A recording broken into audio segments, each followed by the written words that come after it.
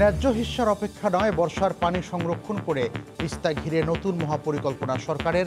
ভারত ফিরিয়ে দিলেও প্রকল্পে আগ্রহী চীন, আশায় বুক বাঁধছেন উত্তরের মানুষ। শুকনো মৌসুমে আমাদেরকে কোনো পানি দেয় না, আর বর্ষা মৌসুমে পুরো পানিটা ছেড়ে দেয়। পানির বন্যা স্রোতে হাজার হাজার বাড়ি এক রাতের মধ্যে বিলীন হয়ে গেল। আমরা প্রকল্প গ্রহণ করছি যেখানে দুই পারে তীর প্রোটেকশনের কাজ হবে, ল্যান্ড রিক্লেমেশন হবে প্রায় 170 কিলোমিটার। নদী যেই ভয়ঙ্কর রূপ নিয়ে এসেছিল সেটি কিন্তু আমাদের জন্য নতুন করে এই পরিকল্পনার মধ্যে দিয়ে নদী প্রাণ সঞ্চার করতে পারে।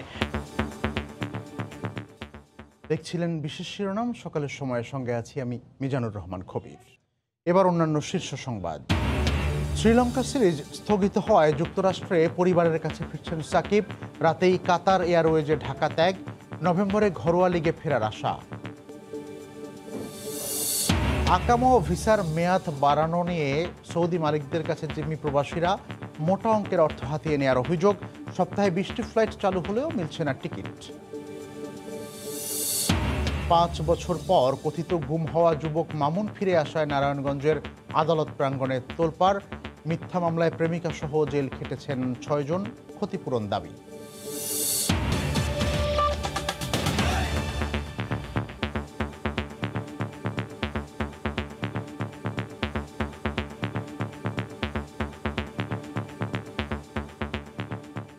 শুরুতেই সাকিব আল হাসানের খবর। 1 মাসের অনুশীলন শেষে আবারও যুক্তরাষ্ট্রে নিজ পরিবারের কাছে ফিরে গেলেন সাবেক বিশ্বসেরা অলরাউন্ডার সাকিব আল হাসান। শ্রীলঙ্কার বিপক্ষে সিরিজ স্থগিত হওয়ায় আপাতত প্রায় 2 মাস সেখানে থাকবেন তিনি। নভেম্বরে ঘরোয়া লিগ শুরু হলে আবারও ফিরবেন বাংলাদেশে। বাইরে তখন তুমুল বৃষ্টি, এরই মধ্যে বিমানবন্দরে মধ্যরাতে নীরবতা ভেঙে হঠাৎই গুটি কয়েক উৎসুক জনতার ভিড়। এখানে যে এসেছেন সাকিব আল হাসান, কালো গাড়ির ফাঁকে সময় সংবাদের লেন্স ঠিকই খুঁজে নিল তাকে। কিছুটা ব্যস্ততায় হ্যান্ড লাগেজটা নিয়ে দিলেন দ্রুত হাঁটা। নিষেধাজ্ঞা এখনও বলবৎ থাকায় এড়িয়ে গেলেন গণমাধ্যমও। এরপর নিয়ম মেনে সারলেন বোর্ডিং পাস। আলতো চোখের সে ভাষাতে ঠিকই বুঝিয়ে দিলেন এরপর যখন ফিরে আসবেন তখন পিছে পড়ে রইবে দুঃস্বপ্নের 1 বছরের স্মৃতি। দেশে ক্রিকেটের বড় বিজ্ঞাপন সাকিব, তাই তো এখনও ভক্তদের বড় ভরসার নামও তিনি। তাই প্রিয় এই তারকাকে কাছে পেয়ে আবেগপ্লুত সবাই। আমার ফার্স্ট টাইমে ওনাকে দেখছি, আমি অনেক ভালো লাগছে। আমি যে ফেস টু ফেস দেখতে পারছি। সাকিব আল হাসানের এতদিন খেলা টিভিতে দেখছি, আজ দেখার জন্য এয়ারপোর্টে অনেকক্ষণ দাঁড়িয়ে থেকে দেখতে পেরে খুব ভালো লাগছে। সব ঠিক থাকলে শনিবার 2 কন্যা আর স্ত্রী শিশিরের কাছে মার্কিন মূল্যকে পৌঁছাবেন সাকিব। তার নিষেধাজ্ঞা শেষ হবে চলতি মাসের 29 তারিখ। নভেম্বরে আবারও ফিরবেন বাংলাদেশে। ব্যাটে বলে শাসন করবেন বিশ্বকে। মাহবুব রিমন, সময় সংবাদ, ঢাকা। অন্য প্রসঙ্গ, জলবায়ু পরিবর্তন, তার উপর দশকের পর দশক উজান থেকে পানির যথেচ্ছ নিয়ন্ত্রণে তিস্তা নদী উত্তরের মানুষের কাছে যেন অভিশাপ। উজানের দেশ ভারতের কাছে ন্যায্য হিস্যা চেয়ে দীর্ঘ প্রতীক্ষার ফল যখন শূন্য, তখন বিকল্প পথে হাঁটছে বাংলাদেশ। রতন সরকারের রিপোর্ট, ছবি তুলেছেন শাকিল মাহমুদ। জলবায়ু পরিবর্তনের অভিঘাতে ক্ষতিগ্রস্ত দেশগুলোর তালিকার শীর্ষে বাংলাদেশ। উপরন্তু উজানের একতরফা পানি প্রত্যাহারে শুষ্ক মৌসুমে মরুভূমির হাহাকার, আবার বর্ষায় অস্বাভাবিক ঢলে তলিয়ে যাচ্ছে পুরো জনপদ। এক বর্ষায় 4-5 দফার বন্যায় ক্ষতিগ্রস্ত হচ্ছে জীবন ও বেঁচে থাকার অবলম্বন। খরা মৌসুমে আমাদের নদী শুকিয়ে যায়, তখন পানির সংকটের কারণে কৃষকরা যেমন চাষাবাদ করতে পারে না। ভারত আমাদেরকে পানি শুকনো মৌসুমে আমাদেরকে কোনো পানি দেয় না, আর বর্ষা মৌসুমে পুরো পানিটা ছেড়ে দেয়, যার কারণে আমাদের এই বর্ষা মৌসুমে এই পানিটা এসে আমাদের এই এলাকা একের ছন্ন বিচ্ছিন্ন করে দেয়। পানির বন্যা স্রোতে হাজার হাজার বাড়ি এক রাতের মধ্যে বিলীন হয়ে গেল। ন্যায্য হিস্যার অপেক্ষা আর না করে বর্ষার পানি সংরক্ষণের মাধ্যমে তিস্তা নিয়ে নতুন পরিকল্পনা করছে সরকার। শাখা প্রশাখা উপনদী এগুলোকে অ্যাড্রেস করে আমরা প্রকল্প গ্রহণ করছি যেখানে দুই পারে তীর প্রোটেকশনের কাজ হবে, ল্যান্ড রিক্লেমেশন হবে প্রায় 170 কিলোমিটার দুই পার দিয়ে। ভারত ও বিশ্বব্যাংক বাংলাদেশের একই রকম একটি প্রস্তাব ফিরিয়ে দিলেও সম্ভাব্যতা যাচাইয়ের 2 বছরের সমীক্ষা শেষে ঋণ সহায়তা সহ প্রকল্পের পরিকল্পনা প্রস্তাব সরকারের কাছে জমা দিয়েছে চীন, যা স্বপ্ন দেখাচ্ছে অববাহিকার মানুষকে। নদী যেই ভয়ঙ্কর রূপ নিয়ে এসেছিল সেটি কিন্তু আমাদের জন্য নতুন করে এই পরিকল্পনার মধ্যে দিয়ে নদী প্রাণ সঞ্চার করতে পারে। মাননীয় প্রধানমন্ত্রী তিস্তাকে ঘিরে যে মহাপরিকল্পনা গ্রহণ করেছেন, এই পরিকল্পনা বাস্তবায়নের আশা নিয়ে তিস্তার দুই পারের মানুষ বসে আছে। আপাতত 8.5 কোটি টাকার এই প্রকল্প হলেও দেশি বিদেশি বিনিয়োগের মাধ্যমে আগামী 10 বছরে পুরো অঞ্চলের আর্থসামাজিক অবস্থা বদলে দেবে বলে আশা সংশ্লিষ্টদের। রতন সরকার, সময় সংবাদ, রংপুর। আকামা ও ভিসার মেয়াদ বাড়ানো নিয়ে সৌদি আরবে মালিকদের কাছে জিম্মি হয়ে পড়েছেন প্রবাসীরা। তাদের অভিযোগ, ভিসা ও আকামার মেয়াদ বাড়াতে মোটা অঙ্কের অর্থ হাতিয়ে নেওয়া হচ্ছে। ভিসা ও আকামার এই মেয়াদ বাড়াতে কার সঙ্গে যোগাযোগ করবেন তা নিয়ে রয়েছে ধোঁয়াশা। তাই সৌদি প্রবাসীদের ফেরা নিয়ে অনিশ্চয়তা আরও বাড়ছে। এদিকে সৌদি আরবে সপ্তাহে মোট 20টি ফ্লাইট চালু হলেও ভিসা ও আকামা জটিলতায় মিলছে না টিকিট। কার আগে কে ঢুকবেন তারই প্রতিযোগিতা। টোকেন টিকিট সংগ্রহে সৌদি প্রবাসীদের এমন ধাক্কাধাক্কি সামলাতে বেগতিক অবস্থা খোদ আইনশৃঙ্খলা রক্ষা বাহিনীর সদস্যদের। সকাল 10টার পর মতিঝিলে বিমান কার্যালয় খুলে দেওয়ার সাথে সাথেই মুহূর্তেই ভরে যায়। হুড়োহুড়ি করে ঢুকলেও বেশিরভাগেরই আকামা ও ভিসার মেয়াদ শেষ, ফলে মিলছে না টোকেন কিংবা টিকিট। আকামা বা ভিসার মেয়াদ বাড়াতে কফিলদের সাথে যোগাযোগের পরামর্শ দিয়েছে সরকার। প্রবাসীরা বলছেন, সরকারের এমন ঘোষণার সুযোগ নিচ্ছে কফিলরা। ভিসা ও আকামার মেয়াদ বাড়াতে 2.5 লাখ থেকে 3.5 লাখ টাকা পর্যন্ত চাচ্ছে তারা। মালিকে বলতেছে আকামার জন্য 11,000 টাকা দাও, 11,000 রিয়াল। তাই আমি যে 11,000 রিয়াল দেবো এটা তো অনিশ্চিত। আমি রয়েছি বাংলাদেশে, আমার মালিকে মনে করেন যে আকামা বানাই দিব না দিব এটা তো শিওর না। সব কিছু ওকে করে দেবো, কিন্তু এখন বর্তমানে যে টাকা চাইছে এই টাকাগুলো আমি কোথায় পাবো? 2,30,000 টাকা চাইছে আমার কাছে। 7,000 রিয়াল চাইছে, 7,000 রিয়াল দিয়ে দিছে কালকে। ঠিক আছে, অন্তলে ওকে করে দেন। 1 মিনিটের কাম এটার, 1 মিনিটের কাম, কোনো জানা লাগে না, জায়গা বইয়া কাজ এটার কাজ। অন্যদিকে সৌদি এয়ারলাইন্সের সামনের 13 দিনের মতো রোদ বৃষ্টি উপেক্ষা করে টিকিট এবং টোকেনের জন্য অপেক্ষা করছেন সৌদি প্রবাসীরা। তাদের দাবি, যাদের ভিসার মেয়াদ বাড়ানো হয়েছে তাদের আগে টিকিট নিশ্চিত করার। 1 তারিখ থেকে শুরু করে 10 তারিখ পর্যন্ত ভিসার মেয়াদ আছে আমার। যদি 4 তারিখে আমার টুবিন দেয় তা আমি কবে যাব? আমার কাগজপাতি সবকিছু ওকে আছে, কিন্তু আমাকে টিকিট দিচ্ছে না। আর যাদের ভিসার মেয়াদ শেষ হয়েছে তারপরও সৌদি যাওয়ার আশায় তাদের অপেক্ষা রাজধানীর কারওয়ান বাজারে। যদিও তাদের যাওয়া নির্ভর করছে সৌদি কফিলদের ওপর। এই সংকট সমাধানে সরকারকে ভূমিকা নেওয়ার আহ্বান প্রবাসীদের। সৌদি এয়ারলাইন্স বৃহস্পতিবার 200 টোকেনধারীর টিকিট দিচ্ছে। নতুন টোকেন দেওয়া হবে 4 অক্টোবর। আর চলতি সমস্যার সমাধানের সপ্তাহে 20টি ফ্লাইট পরিচালনার ঘোষণা দিয়েছে সরকার। শুভ খান, সময় সংবাদ, ঢাকা। প্রেমের বিরোধকে কেন্দ্র করে নারায়ণগঞ্জের ফতুল্লা থানায় মিথ্যা অপহরণ ও গুমের মামলায় প্রেমিকা সহ তার পরিবারের 6 জনকে জেল খাটিয়ে হয়রানির অভিযোগ উঠেছে। দীর্ঘ 5 বছর আত্মগোপনে থাকা প্রেমিক আদালতে সশরীরে হাজির হলে মিথ্যা মামলার বিষয়টি সামনে আসে। একই সাথে এই মামলায় থানা পুলিশের বিরুদ্ধে গুম খুনের দায় স্বীকার করিয়ে জোরপূর্বক এক নারীর মিথ্যা জবানবন্দি আদায়েরও অভিযোগ তুলেছেন আসামি পক্ষের আইনজীবী। তবে মামলাটির তদন্ত সংস্থা সিআইডি পুলিশের বিশেষ সুপার জানিয়েছেন, কারো গাফিলতি থাকলে ব্যবস্থা নেওয়া হবে। নারায়ণগঞ্জ থেকে শওকত আলী সৈকতের তথ্য ছবি নিয়ে রিপোর্ট। অপহরণের পর গুম করা হয়েছে মামুনকে। এমন অভিযোগের পরিপ্রেক্ষিতে মামুনের প্রেমিকা তাসলিমা সহ তার পরিবারের 6 সদস্য 4 বছরের বিভিন্ন মেয়াদে জেল খাটার পর হঠাৎ আদালতে উপস্থিত খোদ মামুন। তাকে দেখে মিথ্যা মামলায় ফাঁসানোর ক্ষোভে ফেটে পড়েন তাসলিমার পরিবার। আদালত প্রাঙ্গণে শুরু হয় আসামি ও বাদীপক্ষের তুমুল কথা কাটাকাটি, যা এক পর্যায়ে রূপ নেয় হাতাহাতিতে। আসামি পক্ষের দাবি, 2014 সালে চাঁদপুরের মতলবের শাখাইপাড়া গ্রামের আবুল কালামের ছেলে 9ম শ্রেণীর ছাত্র মামুনের সাথে প্রেমের সম্পর্ক গড়ে ওঠে একই এলাকার রহমত আলীর মেয়ে তাসলিমা খাতুনের সাথে। তবে দুই পরিবারের অভিভাবকরা এই সম্পর্ক মেনে না নেয়ায় তাসলিমাকে পাঠিয়ে দেওয়া হয় নারায়ণগঞ্জের ফতুল্লায় তার খালার বাড়িতে।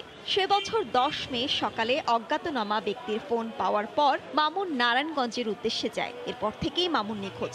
এমন অভিযোগ এনে ঘটনা 2 বছর পর 2016 সালের 9 মে মামুনের বাবা আবুল কালাম ছেলেকে অপহরণ ও গুমের অভিযোগে ফতুল্লা থানায় তাসলিমা সহ তার পরিবারের 6 সদস্যের বিরুদ্ধে 364 ধারায় একটি মামলা দায়ের করেন। এই ঘটনায় তাসলিমার মামি মাকসুদার কাছ থেকে জোরপূর্বক 164 ধারায় মিথ্যা জবানবন্দি রেকর্ড করে ফতুল্লা থানা পুলিশ। পরে একটি তদন্ত প্রতিবেদন দিয়ে ডিবি পুলিশের কাছে মামলাটি হস্তান্তর করা হলে 6 জনকে গ্রেফতার করে রিমান্ডে নেওয়া হয়।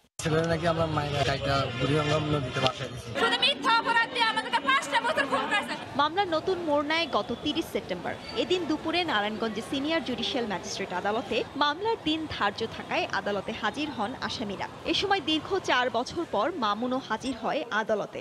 দাবি করেন বাবা মায়ের উপর অভিমান করে বাড়ি ছেড়ে চলে গিয়ে এতদিন গাজীপুরে বসবাস করছিল সে। ক্ষতিপূরণের দাবি জানান আসামি পক্ষের আইনজীবী। পুলিশ যদি সঠিকভাবে এই মামলাটা তদন্ত করত তাহলে হয়তোবা আসামিদের বিরুদ্ধে এই চার্জশিটটা আদালতে দাখিল হতো না। পুলিশের পাঠানো জবানবন্দির উপর ভিত্তি করে সিআইডির তদন্ত কর্মকর্তা চার্জশিট দিয়েছে বলে দাবি করেন সিআইডির নারায়ণগঞ্জ শাখার বিশেষ পুলিশ সুপার। আমাদের তদন্তকারী কর্মকর্তা কোনো গাফিলতি থাকে সেটা আমরা অবশ্যই আমাদের ঊর্ধ্বতন কর্তৃপক্ষ দেখতেছে, আমি সহ আমরা অবশ্যই এই ব্যাপারে প্রয়োজনীয় ব্যবস্থা নিব। এর আগে গত আগস্ট মাসে সদর থানায় জিশামণি নামে এক কিশোরী অপহরণ মামলায় জোরপূর্বক 3 আসামির মিথ্যা জবানবন্দি রেকর্ড করানোর 2 সপ্তাহ পর ওই কিশোরী জীবিত উদ্ধার হলে পুলিশ বিতর্কিত ও সমালোচিত হয়। এই ঘটনায় বিচার বিভাগীয় তদন্তের নির্দেশ দেন হাইকোর্ট। সময় সংবাদ, নারায়ণগঞ্জ। করোনা মহামারীর কারণে বিশ্বে নারীর ক্ষমতায়ন বাধাগ্রস্ত হয়েছে উল্লেখ করে এ নিয়ে বিশ্ব নেতাদের নতুন করে পরিকল্পনা নেওয়ার আহ্বান জানিয়েছেন প্রধানমন্ত্রী শেখ হাসিনা। বৃহস্পতিবার জাতিসংঘের অধিবেশনে তিনি আরও বলেন, দক্ষিণ এশিয়ায় নারীরা সেখানে নির্যাতিত, বাংলাদেশ সেখানে নারীর ক্ষমতায়নে শীর্ষে। বিশ্ব বাংলাদেশের অবস্থান অনেক উপরের সারিতে। We have much more to do. The COVID-19 pandemic has particularly aggravated the vulnerability of women. During this pandemic, women are facing discrimination and increased domestic violence and therefore threatening to reverse our hard-earned achievements in women empowerment. Bangladesh has made tremendous development in women's empowerment. Immediately after our independence, Father of the nation Bangabandhu Sheikh Mujibur Rahman placed women at the heart of our development agenda. Under his legendary statesmanship, the country crafted a progressive constitution granting equal rights for men and women. We have made girls' education a priority. Economic and political empowerment of women a necessity. We see women as active agents of development, not as passive recipients. We formulated a progressive women development policy in 2011. In the public service, women are now becoming higher court judges, public university VCs, secretaries of the government ministries, and so on. Excellencies, on this 25th anniversary, I would like to pledge to increase women's participation in the workforce, leading to 50-50 by 2041. স্বাস্থ্য অধিদপ্তরের হিসেবে করোনায় আক্রান্ত হয়ে দেশে বুধবার দুপুর থেকে গতকাল দুপুর পর্যন্ত 24 ঘন্টায় 21 জন মারা গেছেন। নতুন শনাক্ত হয়েছেন 1508 জন রোগী। এ নিয়ে দেশে মোট রোগীর সংখ্যা 3,64,987 জন হলো।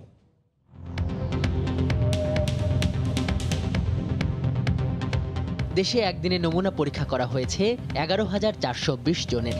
এ পর্যন্ত মোট নমুনা পরীক্ষা করা হয়েছে 19,59,075 জনের। 24 ঘন্টায় নতুন করে 1,508 জনের দেহে করোনা শনাক্ত হয়েছে। এ নিয়ে মোট আক্রান্ত 3,64,987 জন। 24 ঘন্টায় মারা গেছেন 21 জন। এ পর্যন্ত করোনা আক্রান্ত হয়ে মারা গেলেন 5,272 জন। করোনা থেকে 24 ঘন্টায় সুস্থ হয়েছেন 1,591 জন। মোট সুস্থ হয়েছেন 2,77,078 জন। টাঙ্গাইলের বাসাইলে পানির চাপে একটি কালভার্ট ভেঙে গেছে। এতে 3 উপজেলার যোগাযোগ বিচ্ছিন্ন হয়ে পড়েছে। স্থানীয়রা জানান, দীর্ঘদিন ধরে কালভার্টটি ঝুঁকিপূর্ণ অবস্থায় ছিল। গতকাল দুপুরে পানির তীব্র চাপে হঠাৎ সেটি ভেঙে পড়ে। এতে বাসাইল উপজেলার সঙ্গে মির্জাপুর ও দিলদুয়ার উপজেলার 30টি গ্রামের সড়ক যোগাযোগ বিচ্ছিন্ন হয়ে পড়েছে। চরম দুর্ভোগের শিকার হচ্ছেন উপজেলার লক্ষাধিক মানুষ। এদিকে ঘটনাস্থল পরিদর্শন করেছেন এলজিইডির কর্মকর্তারা। তারা এ সময় নতুন কালভার্ট নির্মাণের আশ্বাস দেন।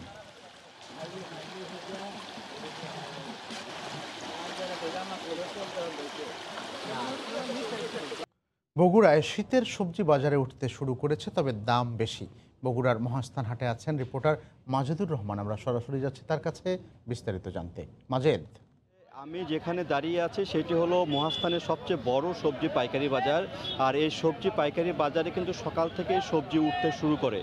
আর এখন যে শীতকালে কেবল শুরু হচ্ছে, আর এই শীতকালে সবজি কিন্তু আস্তে আস্তে আসতেও শুরু করেছে এই বাজারে। বিশেষ করে এখানে ছোট ছোট ফুলকপি, বাঁধাকপি এবং মূলা আসতে শুরু করেছে। আর এবারে যেটি বলতে হয়, কৃষকের প্রায় এখানে 3 দফা বন্যার পর কিন্তু এই সবজির বাজারটা এখানে তারা আসতে পেরেছে। অর্থাৎ 3 দফা বন্যায় এই এলাকায় কিন্তু প্রচুর সবজির ক্ষেতের ক্ষতি হয়েছে। এখনও যে পানি বৃদ্ধি পেয়েছে, বিশেষ করে এখানে বগুড়ার উপর দিয়ে বাঙালি, করতোয়া, তারপরে আপনার যমুনা নদী প্রবাহিত হওয়ার কারণে এখানে যে সবজির ক্ষেতগুলো, সেই সবজির ক্ষেতগুলো অধিকাংশ ক্ষেতে কিন্তু পানি উঠতে শুরু করেছে। এই কারণে কিন্তু যে পরিমাণ সবজি বাজারে ওঠার কথা, সেই পরিমাণে সবজি কিন্তু এখানে ওঠেনি। আজকে যে বাজারে যে মহাস্থান হাটে যে সবজির যে দামটা, সেটা যদি আমি একটু বলতে চাই, সেখানে হলো কচুরমুখী এখানে বিক্রি হচ্ছে 25 থেকে 30 টাকা। আর এখানে ফুলকপি 120 টাকা, শিম যেটা অল্প পরিমাণ শিম এসেছে, সে শিম বিক্রি হচ্ছে 150 টাকা কেজি দরে। আর কাঁচা মরিচ 150 থেকে 160 টাকা কেজিতে বিক্রি হচ্ছে। অর্থাৎ প্রত্যেকটা জিনিসের দাম এখানে কিন্তু বাড়তির দিকে। এখানে করলা আজকে যে বিক্রি হয়েছে সেটা হলো 60 থেকে 70 টাকা করলার কেজি বিক্রি হচ্ছে। আর বেগুন, পটল 50 টাকা কেজি দরে বিক্রি হচ্ছে। যেটি বলতে হয়, প্রত্যেক দিনই কিন্তু সবজির দাম বাড়ছে। এখানে বন্যার কারণে সবজি ক্ষেত নষ্ট হয়, সবজির দাম বাড়ছে বলে এখানে মনে করছে। আর খুচরা বাজারগুলোতে এখানে যে দামে সবজি বিক্রি হচ্ছে, তার থেকে 10 থেকে 12 টাকা কেজি দরে এখানে খুচরা বাজারগুলোতে বিক্রি হচ্ছে। এখানে পাইকাররা যেটা বলছে সেটি হচ্ছে, এখানে তারা ঢাকা সহ বিভিন্ন স্থানের সবজি নিয়ে যেতে যে খরচটা হয়, তার থেকে তারা অল্প পরিমাণে লাভ করছে। কিন্তু খুচরা বিক্রেতাদের তারা বেশি দোষারোপ করছেন, তারা বেশি এখানে লাভ করছে। ফলে ক্রেতারা কিন্তু অনেক বেশি দামে সবজি কিনতে হচ্ছে। আর এখানে ক্রেতারা যেটা বারবারই বলছে যে তারা যে সীমিত যে তাদের ইনকাম, সেই ইনকামের মধ্যে এত পরিমাণ সবজির দাম বেড়ে গেলে, চালের দাম বেড়ে গেলে, প্রত্যেকটা দাম যদি বেড়ে যায়, তাদের চলাফেরা খুবই কষ্ট হয়ে যাবে, তাদের সামনের জীবনগুলো খুব দুর্বিষহ হয়ে উঠবে। আর কৃষকরা যেটা বলছে, তারা যে যেমন বন্যায় ক্ষতিগ্রস্ত হচ্ছে, সে ক্ষতিগ্রস্ত হওয়ার কারণে সবজির দাম বেশি হলেও কিন্তু বেশি লাভবান হচ্ছে না। তো এই ছিল আমার কাছে বগুড়া সবজি বাজার থেকে সর্বশেষ খবর। বগুড়ার মহাস্থান হাট থেকে সবজির বাজারের খবর জানাচ্ছিলেন মাজেদুর রহমান। সকালের সময়ের শীর্ষ সংবাদ জানিয়ে দিচ্ছি আরেকবার। শ্রীলঙ্কা সিরিজ স্থগিত হওয়ায় যুক্তরাষ্ট্রে পরিবারের কাছে ফিরছেন সাকিব। রাতেই কাতার এয়ারওয়েজে ঢাকা ত্যাগ, নভেম্বরে ঘরোয়া লিগে ফেরার আশা। ন্যায্য হিস্যার অপেক্ষা নয়, বর্ষার পানি সংরক্ষণ করে তিস্তা ঘিরে নতুন মহাপরিকল্পনা সরকারের। ভারত ফিরিয়ে দিলেও প্রকল্পে আগ্রহী চীন, আশায় বুক বাঁধছেন উত্তরের মানুষ। এই ছিল সকালের সময়। সঙ্গে থাকুন সময়।